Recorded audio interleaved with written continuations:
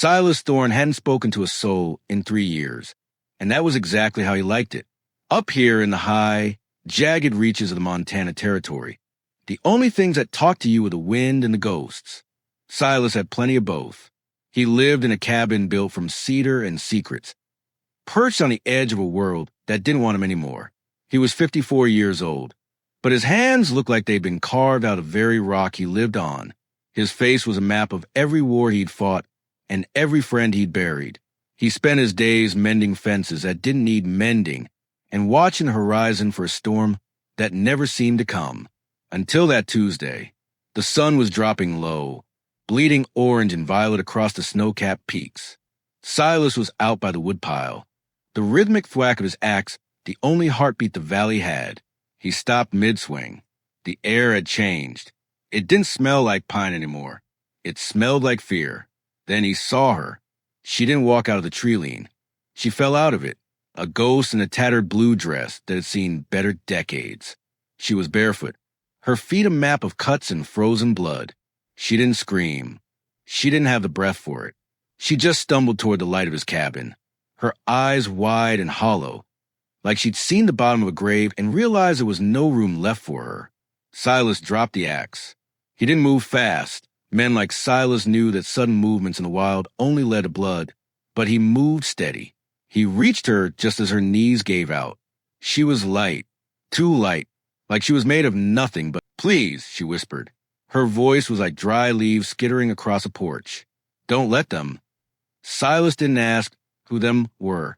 He didn't ask her name. He just scooped her up. She smelled of wood smoke and wet earth. As he carried her toward the cabin, her head fell against his chest. He kicked the door shut behind them, locking out the cold. But he knew deep in his marrow, the cold wasn't what she was running from. Inside the cabin, the air was thick with the scent of dried herbs and old coffee. Silas laid her down on the narrow cot by the wood stove. He moved with a practiced, somber efficiency. He built up the fire until the iron glowed dull red. He boiled water. He tore up a clean linen shirt. The only one he had left that didn't have a hole in it. As the warmth took hold, the girl began to shake. Not just a shiver, but a deep, bone-rattling tremor. Silas sat on a three-legged stool beside her. He didn't touch her, not yet. He waited for her eyes to find his. When they did, they were a piercing, haunted green. "Drink," he said, his voice a low rumble that sounded like stones grinding together. He handed her a tin cup of weak broth. Her hands shook so hard the liquid splashed, but she drank. Every swallow looked like it hurt. Silas watched her, his eyes drifting to her wrists. They were ringed with raw, purple welts, rope burns, deep ones. Someone had kept her tied up for a long time. Someone who didn't care if she lived or died, so long as she stayed put. "My name is Sarah," she whispered after the cup was empty. Silas nodded once. "Silas. They're going to come. Silas. They don't stop. They don't have a stop in them." Silas stood up and walked to the corner of the room. He reached up and pulled a heavy oilcloth wrap from the wall. Inside was a Winchester 73. He didn't say a word. He just sat back down and began to clean the action with a piece of flannel. The rhythmic click-slide of the metal was the only answer he needed to give.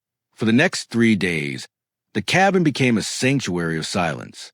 Silas did the chores, and Sarah watched from the cot. She didn't talk much, and Silas didn't push. He knew that when you've been hunted, questions feel like another set of... But she never went near the window, and she never let her guard down. Every time a branch snapped outside or a hawk screamed, she flinched. She was a bird waiting for the cage to drop back over her.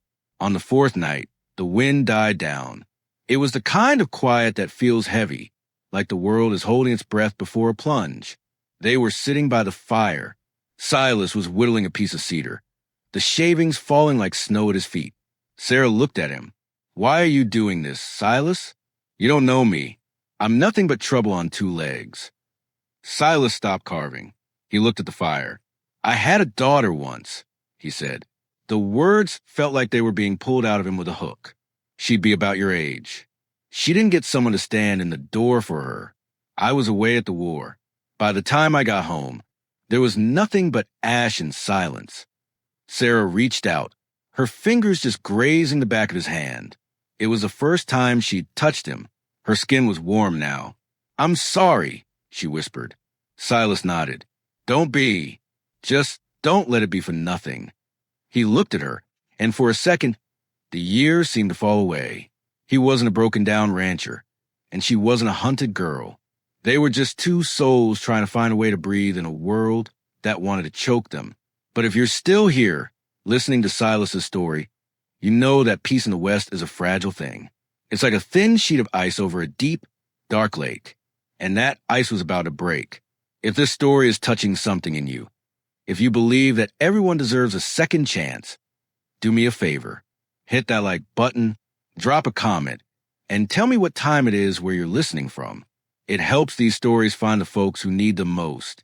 Now, sit back, pour yourself a fresh cup, because the wind is about to change. The next morning, the sky was the color of a bruised plum. Silas was out on the porch, scenting the air.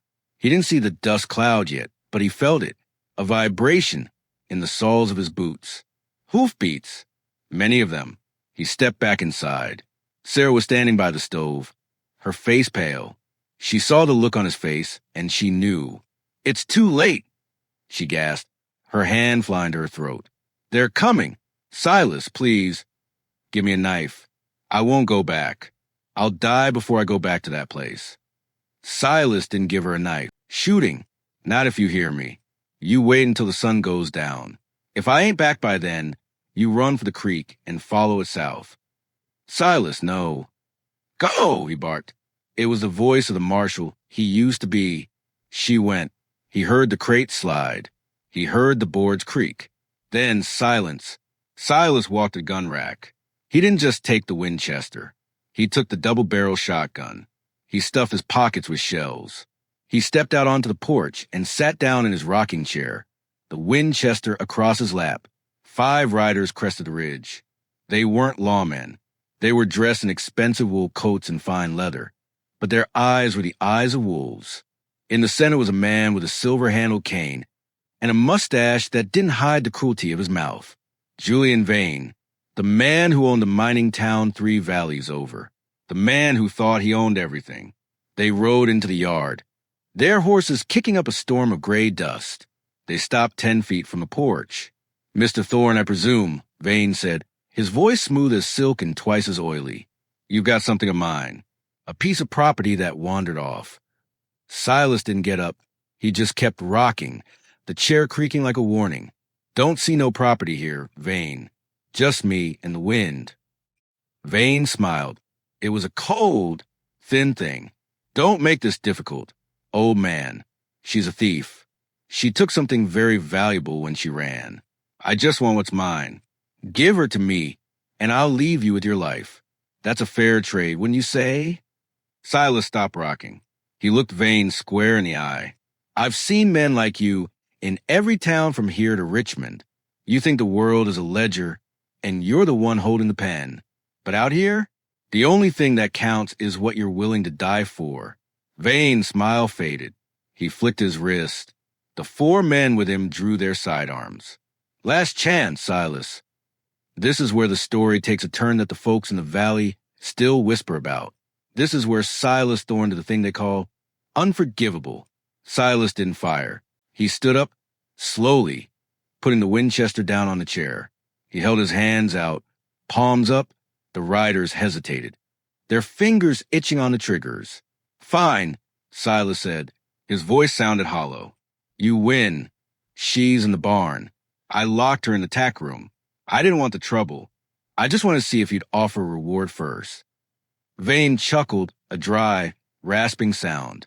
"Every man has his price. I'm glad you found yours, Thorne. It saves us all a lot of gunpowder." Vane motioned to 2 of his men. "Go get her, and try not to bruise her too much. I want her to remember who she belongs to." The 2 men dismounted. They walked past Silas, giving him a look of pure contempt. A man who would sell a girl for a few coins wasn't worth the lead to kill him. Silas watched them go. He looked at Vane, who was still sitting on his horse, smug and certain. The men reached the barn doors. They swung them open and disappeared into the shadows. Silas looked down at the porch. He reached into his pocket and pulled out a small, heavy object, a matchbox. "Vane," Silas said quietly. Vane looked at him. "Yes, I lied about the reward." Silas struck a match. He didn't drop it on the porch. He threw it behind him through the open door of the cabin. Vane frowned. "What are you?" Before Vane could finish, a muffled boom shook the ground. Silas had spent the morning doing more than just cleaning his rifle. He'd moved every keg of blasting powder he used for clearing stumps into the center of the cabin. The cabin erupted. A wall of fire and debris slammed into the porch, throwing Silas forward. But he didn't stay down. As the riders' horses reared in terror, Silas grabbed the Winchester from the chair. He didn't aim for the man. Not at first. He fired into the barn. He'd soaked the hayloft in kerosene an hour before. The barn went up like a torch. Vane was screaming now, trying to control his panicked horse. The remaining two riders were blinded by the smoke and the heat. Silas stood in the center of the yard, a silhouette against the roaring flames of his own life. He fired. One rider fell. He fired again. The second rider slumped over his saddle. Vane was the only one left. He'd fallen from his horse, his expensive coat singed, his silver cane lost in the dirt. He scrambled backward as Silas approached. "You're crazy!" Vane shrieked. "You burned it all. Your house, your land, everything you have." Silas stood over him. The heat from the fire was blistering, but Silas didn't seem to feel it. "I told you, Vane. I had a daughter once. I didn't get to save her house. So I decided, if I can't keep this one safe, nobody's going to have it." Vane looked at the burning barn, at the screaming men trapped inside. That's unforgivable. You murdered them. You destroyed it all for a girl you don't even know." Silas leveled the rifle at Vane's chest. "In the West, Vane, the only thing unforgivable is letting a wolf back into the fold. I ain't a rancher anymore. I'm just a man who's going to make sure you never hurt another soul." The shot echoed through the valley, louder than the roar of the fire. When the sun finally went down, the valley was quiet again. The cabin was a glowing skeleton of charcoal. The barn was a heap of white ash. The wind carried the smell of burnt cedar and old regrets far into the mountains. Sarah crawled out from under the floorboards of the cellar.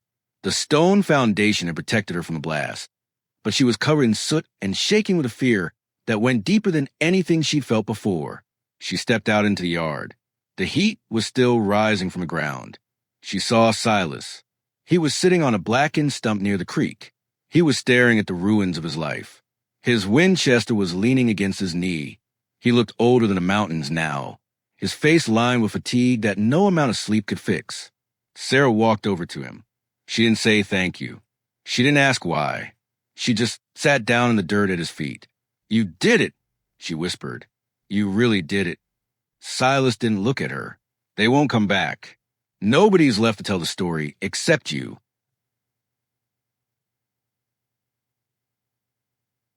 "And you," she said. Silas shook his head. "I died in that fire. Sarah, the man who lived here is gone. There's nothing left for me but the road." Sarah reached up and took his hand. It was covered in soot and blisters, but it was steady. "Then we'll walk it together. I know a place, way out west, near the coast. They say the air smells like salt, and the past doesn't follow you across the water." Silas finally looked at her. He saw the girl he'd carried through the snow. He saw the daughter he'd lost. And for the first time in 3 years, he saw a tomorrow that wasn't made of ash. "The past always follows, Sarah," he said, his voice soft. "But maybe it doesn't have to catch us." They stood up together. They didn't take anything with them. There was nothing left to take. They just turned their backs on the glowing embers of the Thorne Ranch and started walking toward the ridge. As they reached the top, Sarah looked back one last time. She saw the ruins, the unforgivable price Silas had paid for her freedom. Was it worth it? She asked. Silas didn't hesitate. He looked at her, standing tall and free under the starlight. "Every splinter," he said. "Folks say that if you go up into those mountains today, you can still find the foundation of that cabin. It's overgrown with wildflowers now, vibrant, green things that thrive in the rich soil left behind by the fire. The story of Silas Thorne is a hard one. It's a story about the choices we make when there are no good choices left. Some call him a hero. Some call him a monster for what he did to those men in the barn. But out here in the vast, indifferent heart of the West, those labels don't mean much. Out here, the only thing that matters is that one soul was saved and one man found the courage to stand in the door. So let me ask you this. What would you be willing to burn down to save someone you didn't even know? Would you have the grit to do the unforgivable if it meant doing the right thing? If this story meant something to you, if it made you think about the weight of mercy and the cost of justice, then stay with us. We got more stories from the dust and the wind, real ones, rough ones, the kind that stay with you long after the screen goes dark. Go ahead and hit that subscribe button. Join us on the porch, because out here, the stories don't end. They just keep writing. Take a deep breath, pour yourself one last cup, and we'll see you at the next ridge. Good night, and keep your eyes on the horizon.